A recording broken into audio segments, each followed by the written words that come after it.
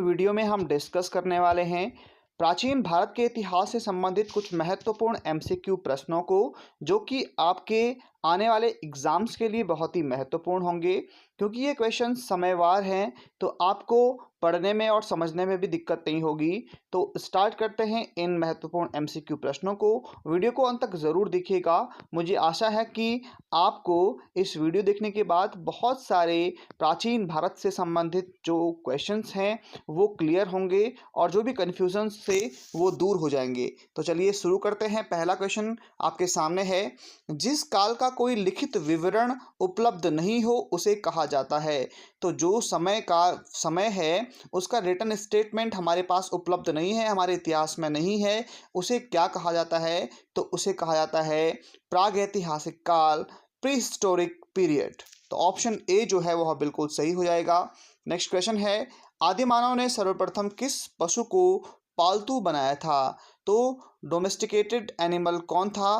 First domesticated animal तो वह था कुत्ता, डॉग। ऑप्शन जो बी है वह सही हो जाता है।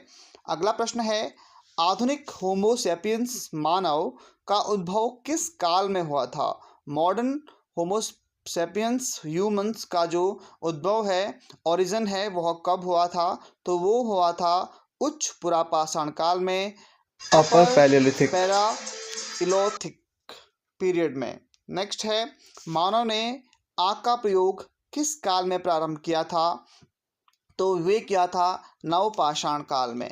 नेक्स्ट क्वेश्चन है, मानव ने सर्वप्रथम किस धातु को प्रयोग किया था? ह्यूमंस यूजिंग मेटल तो वह था तांबा, कॉपर। तो ऑप्शन जो सी है वह बिल्कुल सही है। अगला प्रश्न है, प्रागैतिहासिक काल के अंतर्गत किन संस्कृतियों को रखा जाता है? तो यहाँ पर इसको रखा जाता है पाषाण यानी कि स्टोन को। तो ऑप्शन जो सी है वह बिल्कुल सही हो जाता है। अगला प्रश्न है, मानव द्वारा उपयोग में लाई गई पहली फसल कौन थी? First crop used by human तो वह था गेहूं। तो ऑप्शन जो सी है वह बिल्कुल सही हो जाता है।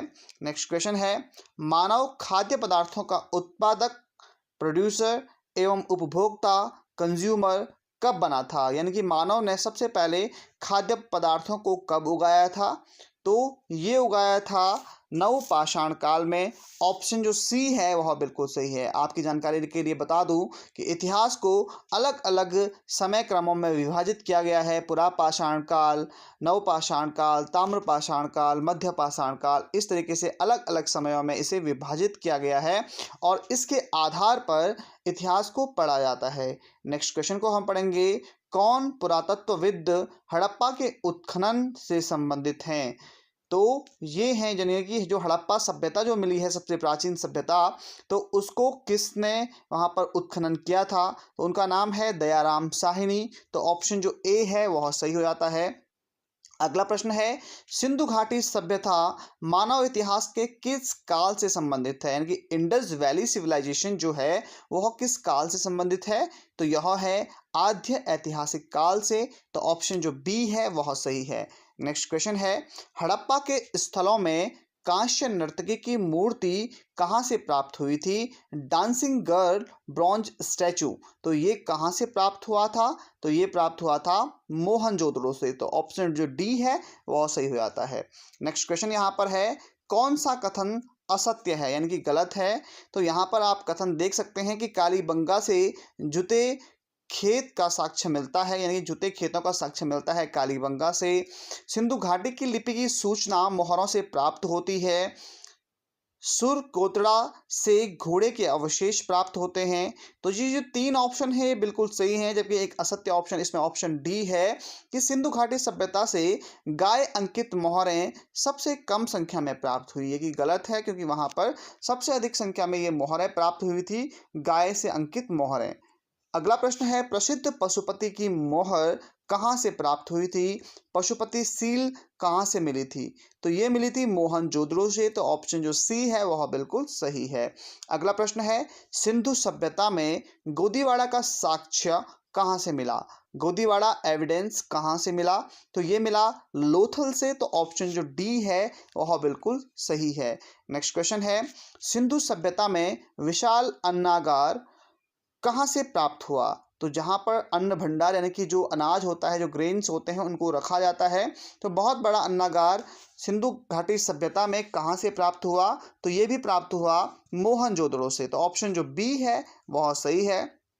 अगला प्रश्न आप देख सकते हैं, कौन सा जोड़ा जो है यहाँ पर असत्य है यानी कि गलत है? तो आप यहाँ पर नगर देख सकते हैं और सागर तट देख सकते हैं, यानी कि जो नगर हैं वह किस सागर के तट पर बसे हुए हैं? तो आप देख सकते हैं यहाँ पर हड़प्पा सिंधु नदी के तट पर दिखाया गया है, जो कि गलत है। उसके अलावा मोहनजोदड़ो सिंधु नदी के तट पर है, कालीबंगा जो है घग्गर नदी के तट पर है, आलमगिरीपुर जो है हिंडन नदी के तट पर है। तो ये 3 सही है, जबकि जो ऑप्शन ए है वह बिल्कुल गलत है। अगला प्रश्न है, सिंधु घाटी सभ्यता जो है, इंडस वैली सिविलाइजेशन जो है वो उसकी जो समय अवधि है वह कौन सी बताई जाती है? तो जो ऑप्शन ए है 2500 से 1800 ईसा पूर्व यह मानी जाती है, 2500 से 1800 ईसा पूर्व। तो यहाँ पर जो है ऑप्शन जो बी है 2500 से 1750 ईसा पूर्व यह माना जाता है। सॉरी, मैंने ऑप्शन ए बोला था। तो ऑप्शन जो बी है वह सही है, 2500 से 1750 ईसा पूर्व। अगला प्रश्न है, भारत में मूर्ति पूजा का आरंभ माना जाता है। तो भारत में मूर्ति पूजा जो है वह गुप्त काल से होती है, गुप्त एम्पायर से होती है। तो ऑप्शन जो डी है वह सही है। ऋग्वैदिक आर्य किसकी पूजा करते थे? तो ऋग्वैदिक जो आर्य थे वे प्रकृति की पूजा करते थे। तो ऑप्शन जो ए है वह सही है। अगला प्रश्न है, आर्य भारत में सबसे पहले कहाँ पर बसे थे? तो आर्य जो है सबसे पहले बसे थे सप्त सैंधव प्रदेश में। तो ऑप्शन जो ए है वह सही है। अगला प्रश्न है, आर्यों का मूल निवास स्थान कहाँ था? तो आर्यों का मूल निवास स्थान था एशिया माइनर। ऑप्शन जो बी है वह सही है। अगला प्रश्न है, गायत्री मंत्र संबंधित है। गायत्री मंत्र जो है किस वेद से लिया गया है? तो यह ऋग्वेद से लिया गया है। तो ऑप्शन जो ए है वह बिल्कुल सही है।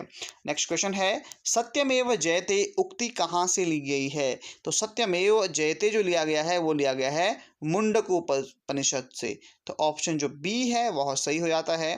अगला प्रश्न है, ऋग्वेद का नवा मंडल किस एक को ही समर्पित सूक्तों का संग्रह है?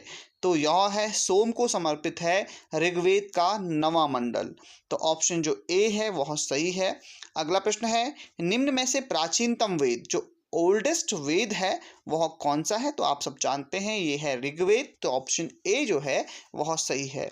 अगला प्रश्न है, उत्तर वैदिक काल में इंद्र का स्थान किस देवता को मिला? तो उत्तर वैदिक काल में जो है इंद्र का स्थान मिला था प्रजापति को। तो ऑप्शन जो बी है वह सही है। नेक्स्ट क्वेश्चन पर आते हैं, कौन सा कथन असत्य है? तो देखते हैं यहाँ पर कथनों को। उत्तर वैदिक काल तक समाज स्पष्ट रूप से 4 वर्णों में विभाजित हो गया था। तो ये सही है। अगला है, उत्तर वैदिक काल में गौत्र प्रथा का प्रचलन शुरू हो गया था। ये भी बिल्कुल सही है। और यहाँ पर ऑप्शन डी है, भारत में लोहे के प्रयोग का पहला साक्ष्य उत्तर प्रदेश के अतरंजी खेड़ा में मिला था। तो ये भी बिल्कुल सही है। तो यहाँ से आपको 3 इन्फॉर्मेशन जो है बिल्कुल सही मिल जाती हैं। तो इस प्रकार के प्रश्नों को इसलिए रखा गया है। अब यहाँ पर असत्य कथन कौन सा है? तो वो है ऑप्शन सी, यानी कि उत्तर वैदिक काल में स्त्रियों को सभा में प्रवेश की अनुमति थी, जबकि ऋग्वैदिक काल में ऐसा नहीं था। तो ऑप्शन जो सी है यहाँ पर सही हो जाता है। अगला प्रश्न है, असत्य कथन को चुनिए। यहाँ पर जो गलत है, नदियों के प्राचीन नाम और आधुनिक नामों से आपको मिलान करना है। तो इनमें से गलत कौन सा है? तो यहाँ पर हम देखते हैं, वितस्ता झेलम नदी को ही कहते हैं, पुरुषनी रावी नदी को ही कहा जाता था, और विपाशा जो है व्यास नदी को ही कहा जाता था। लेकिन शतुद्री जो है स्वात नदी को नहीं कहते थे। तो ऑप्शन जो सी है वह सही है यहाँ पर। अगला प्रश्न है, किस वेद की रचना गद्य एवं पद्य दोनों में की गई थी? तो यजुर्वेद की रचना गद्य एवं पद्य दोनों में की गई थी। तो ऑप्शन जो बी है वह बिल्कुल